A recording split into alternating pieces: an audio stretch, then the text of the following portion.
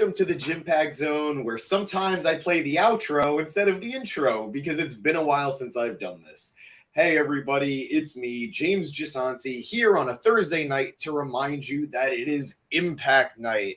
And here in the Gym Pack Zone, we go over everything Impact. And there is a lot to go over as we are prepared to go into this Saturday's Slammiversary.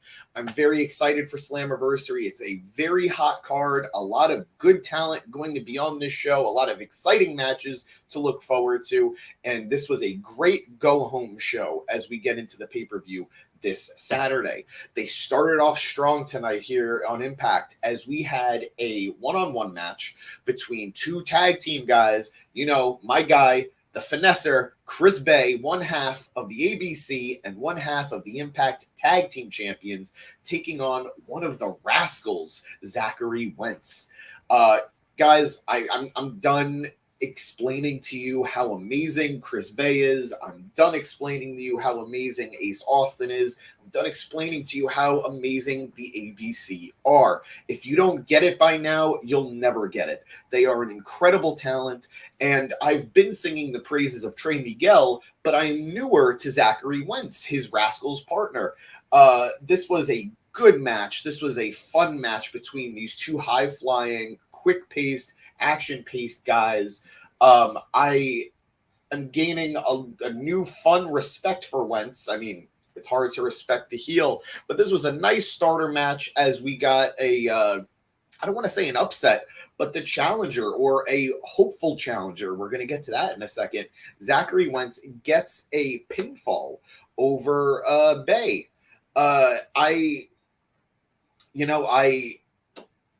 I'm not a fan of seeing one half of the tag team champions lose against a team that's not even in the match, in the tag team title match going on Saturday.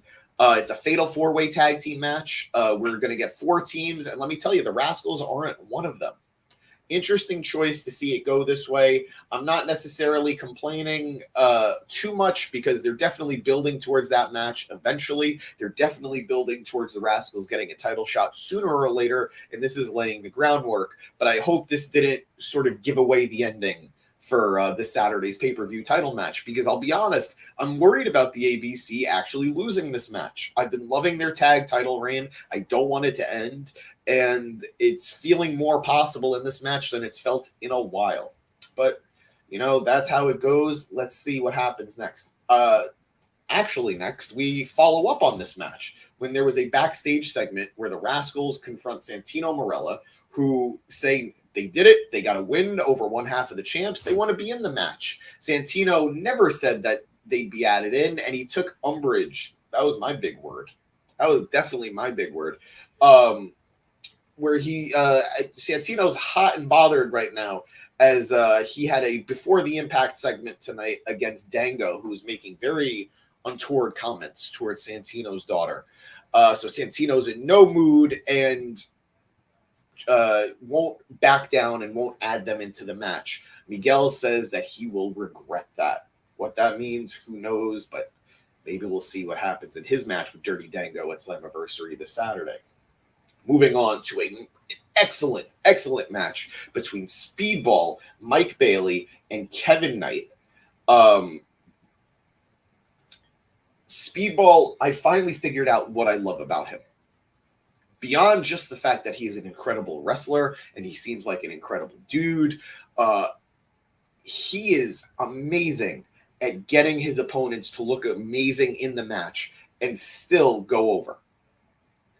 I know sometimes there's this backwards mentality about getting over even through a loss, but Speedball has this great ability of making his opponents, even when they lose, look like a genuine, amazing, harsh threat. And he did that here with Kevin Knight.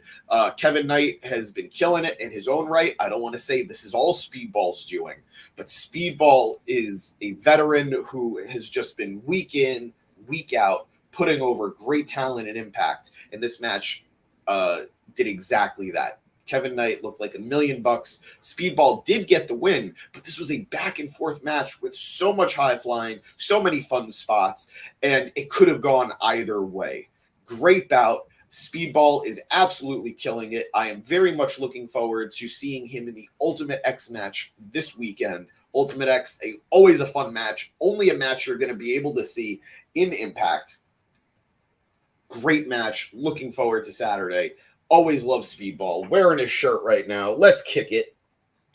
And good showing from both guys as Bailey wins with the Ultimo weapon, and just, man, this was the match of the night, at least to me, probably. Go back, go watch it if you can.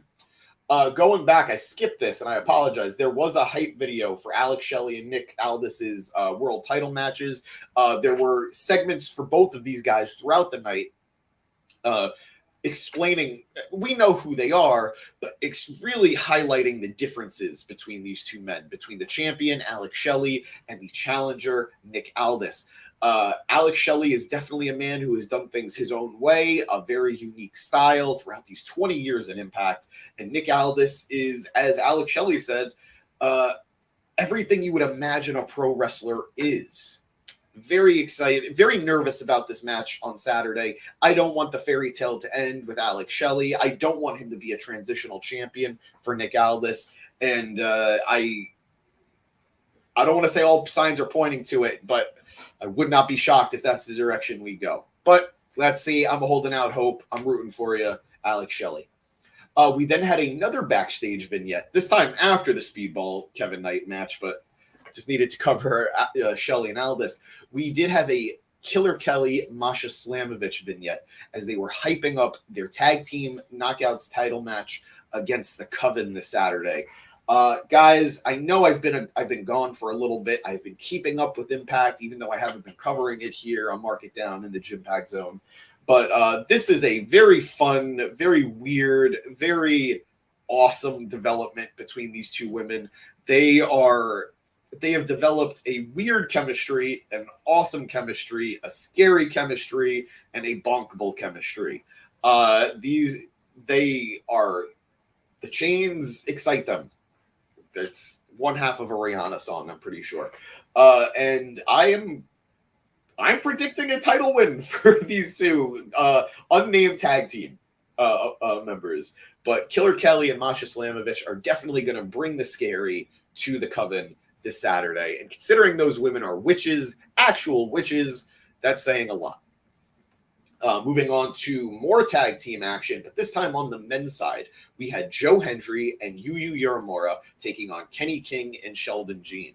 So we joke a lot here at the Mark It Down podcast. We joke a lot here in the Jimpact Zone, usually at my own expense.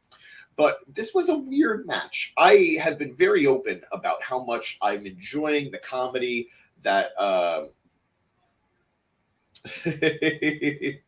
thank you, BX. Thank you, Nick. Wish you were here, buddy, but I totally get it. And I don't need to be bonked. Other people would probably need to be bonked. I'm not going to speak on those people, but a lot of people probably needed to be bonked tonight after that Killer Kelly Masha Slamovich segment. But moving on to the tag team match, it was good. It was a fun match. And again, like I was saying, we're used to Joe Hendry's comedy stuff. We're used to him being a clown in all the good ways, and it's really been working for me. But it's kind of telling that in 2023, all right, I don't want to sound like a stick in the mud, but a segment and a match that entirely had to do with sort of sexualizing Kenny King, making him feel uncomfortable to take his hoodie off and compete shirtless because his name has been Stripper Kenny, according to Joe Hendry. It feels weird to be doing. If you reverse it and this was about women a lot, or the knockouts, this would be very uncomfortable. I don't know why this is the direction they decided to go with Kenny King and Joe Hendry for this bit. There were multiple attempts throughout the match where Hendry was trying to convince him to take the hoodie off, that he tried to rip the hoodie off him. The crowd was chanting, take it off to him. And again, I know it's all in good fun. I'm not trying to be a stick in the mud, but just something about it isn't landing with me. Regardless, after eventually having the hoodie forcefully taken off, Kenny King leaves the match and his young ward, Sheldon Jean, by himself, leaving him vulnerable to Joe Hendry's finisher, the standing ovation, and the 1-2-3 win for Joe Hendry and Uemura. I don't really know where you go from there. I don't know how to take that, but welcome to Impact, where we're still, for better, as I've said in the past, or for worse, and I guess in this instance, still sort of in the Attitude Era. Moving on, we had a backstage segment with Lio Rush as he was hyping up his X Division Championship match with Chris Sabin of the Motor City Machine Guns. I am very much looking forward to this match. Lio Rush is a great talent. There have been a lot of instances in the past where, unfortunately, it seems Lio couldn't get out of his own way. A lot of instances where Lio was either the victim of just backstage problems, or in some instances, maybe his own bad issues, his bad attitude, or his own problems that he needed to work out. Very excited to see him back in the Impact Zone. Very excited at the prospect of this match, and I hope he's finding a permanent home. I know he's doing a lot of work in New Japan, but I would love to see him more on American TV and more in front of American audiences, and hopefully Impact is a good home for him. But going back to those issues that often plague Lio Rush backstage, we have a backstage interview with Chris Sabin, the X Division champion, as he's being interviewed by Gia Miller about the match for this Saturday.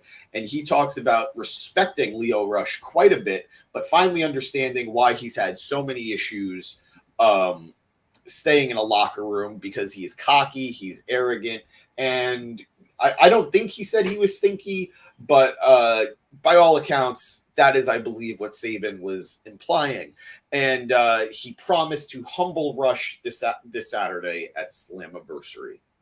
What was that, Nick? I always forget how good Lio is because he ends up leaving for large swaths of time. And then when he comes back, I'm blown away. I completely agree. I had the pleasure of seeing Lio compete live at House of Glory maybe a month or two back.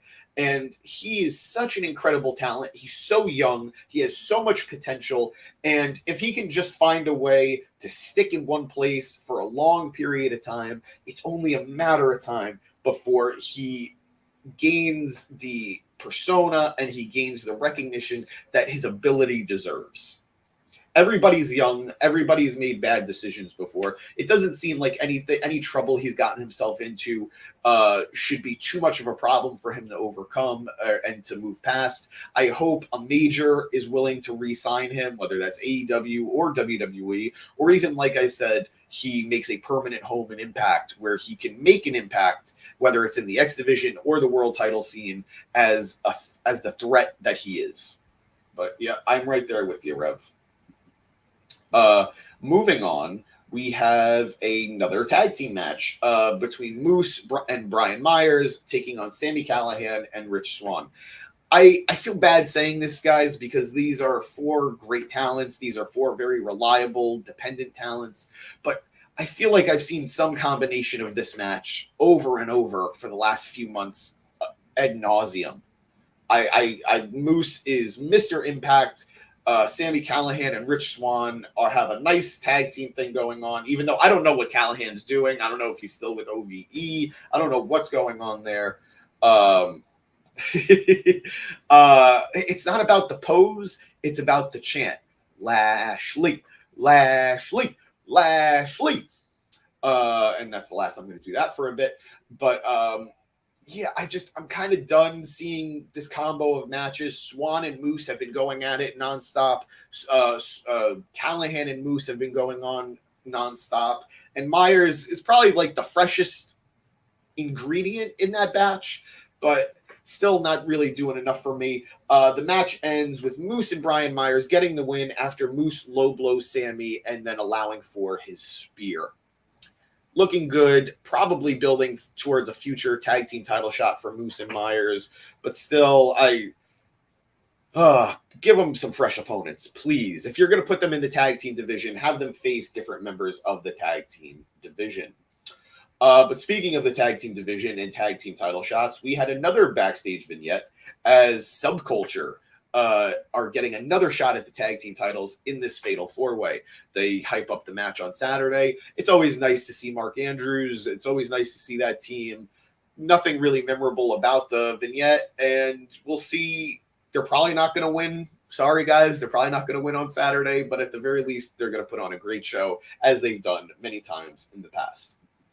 Moving on to another vignette. This one I liked a lot more, actually, with Alan Angels, formerly of the Dark Order and now formerly of the Design. Alan talks about spending his first few months here in Impact as a lackey on the sideline as he was serving Diener and the Design.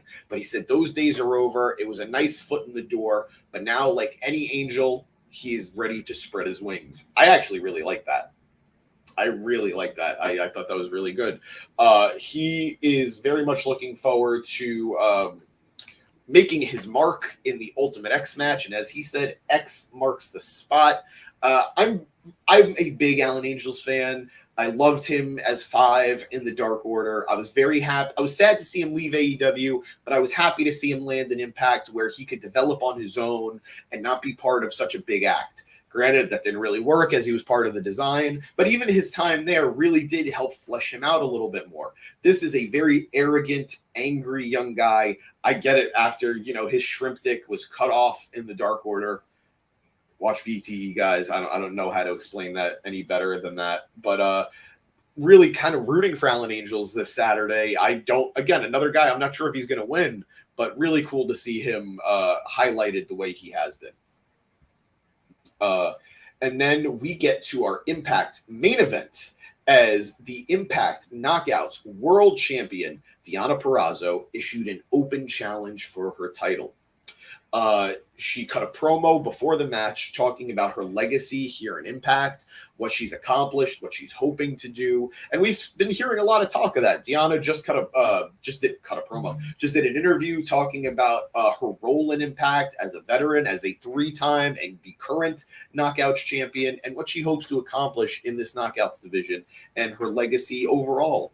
We're big fans of Deonna Purrazzo here at the pod. I'm a big fan of all of the work she's put in, and I think she's an excellent champion, and I think she's an excellent asset to the company, title or not, as she prepares to take on Trinity this Saturday at Slammiversary. That is, if she could get past her open challenger, which was Jody Threats. This made a lot of sense as Jody has been undefeated in the Knockouts division since she's shown up here at Impact again. I was a little, I don't want to say let down because Jody is a good talent, but I don't know what I was expecting. I have no one to blame, I guess, for I don't want to say disappointment, but I have no one to blame for my weird feelings other than myself, considering Jody is probably near the top of the division with her record.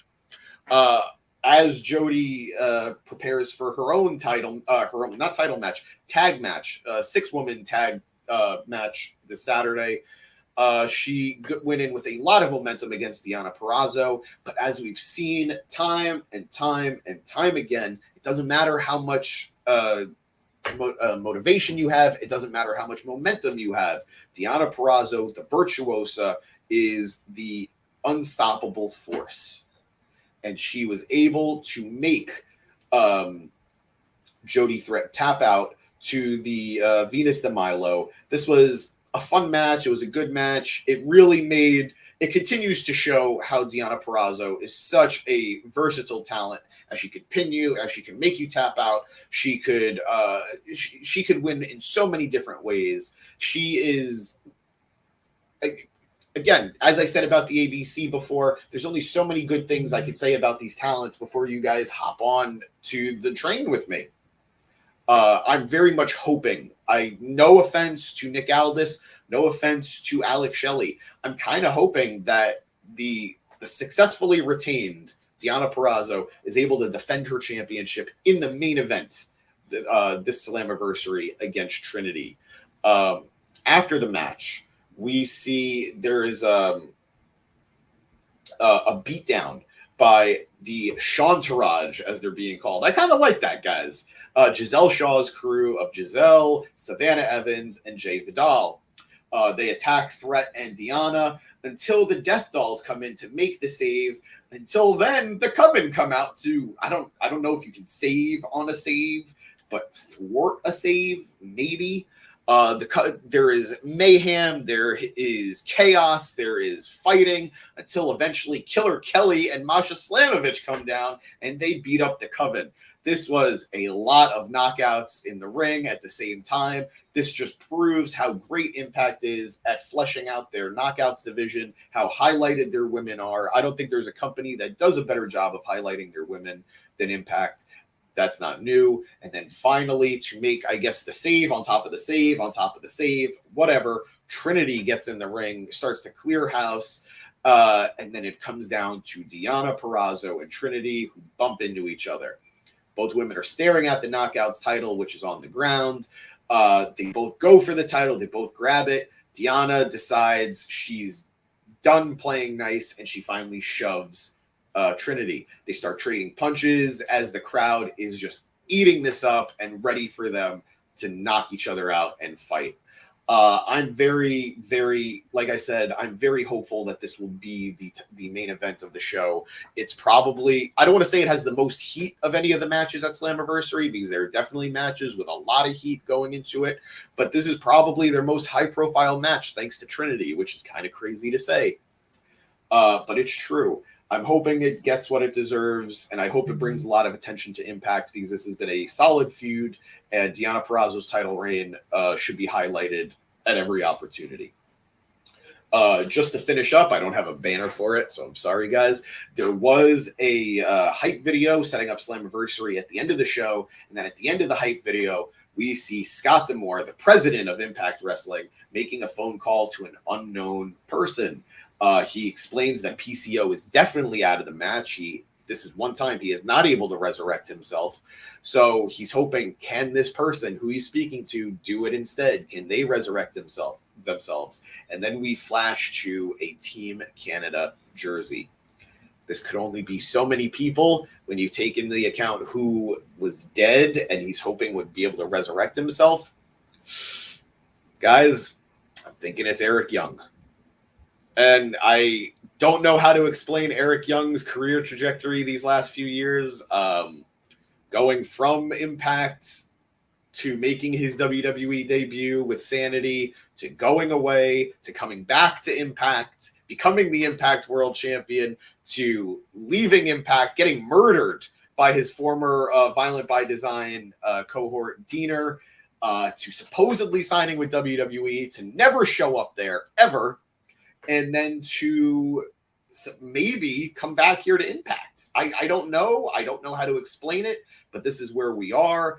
And it makes sense from a match standpoint that Eric Young would team up with Scott D'Amore, his former Team Canada cohort, against the man who tried murdering or successfully murdered him or tried to murder him in Diener from Violent by Design. And I guess now just the Design.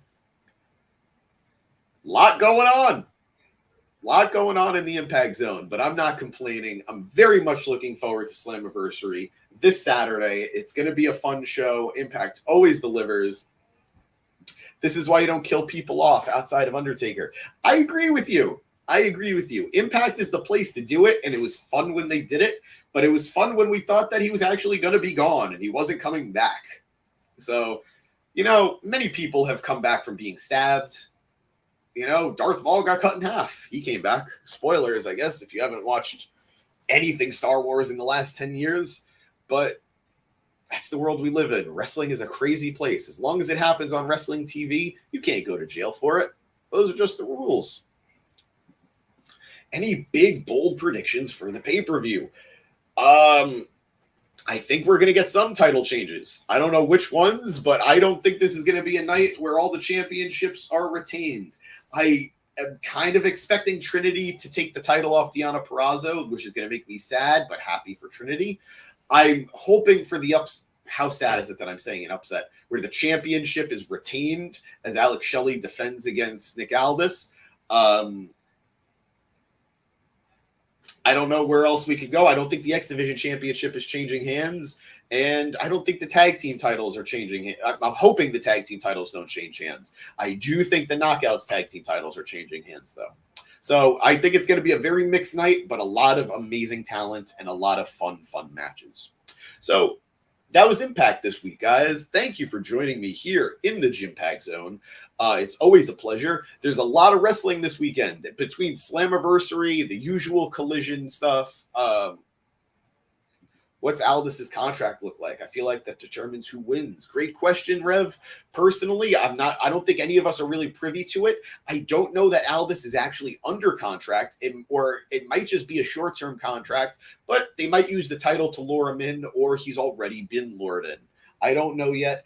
A win like this over Aldis would be huge for Alex Shelley, defeating the Mr. NWA of the last decade or so, and getting a nice, solid first title defense on pay-per-view. It's going to be great. But yeah, like I said, this was the Impact Zone. This was This was the Jimpact Zone, where I, James Gisanti, love to cover all things Impact and want to remind you to please watch Impact. Oh, here we go. Here. It doesn't look good when I do it, but I do it for you. Here. And I'm going to do it again for Rev. Here. Why do my eyes do that? I don't know. God, I'm so quirky. Well, I love you guys. Thank you for being here every Thursday night. Watch Impact. Watch Slammiversary this week. And like I was saying, beyond Slammiversary, but beyond the usual SmackDown on Fridays, Rampage on Fridays, Collision on Saturdays, this weekend marks the start of the G1 for New Japan Pro Wrestling. Every year I tell you guys I'm going to try to cover it. This year I'm actually planning on following through. So please stay with me at 3 a.m. on a Friday night, Saturday morning. Time is all relative. Time is just a construct. Who even knows? It might be the middle of the day for some people. I'm sure it is. But yes, I will be covering the G1 to the best of my ability. It is a month-long tournament. It is the toughest tournament in pro wrestling, and it will be going from this weekend to mid-July. Stick with me. I'm going to do my best to cover it. There's a lot of amazing talent in it, a lot of exciting matchups to look forward to, and Eddie Kingston from AEW will be in it. So let's all root for Eddie, who's probably not going to win. But all right, guys, thank you so much. James Gisanti here, signing out. This time, though, I'm definitely going to do it with the intro instead because I messed up on the way in. So have a good night, guys. Oh, boy. Oh, God. I don't know what only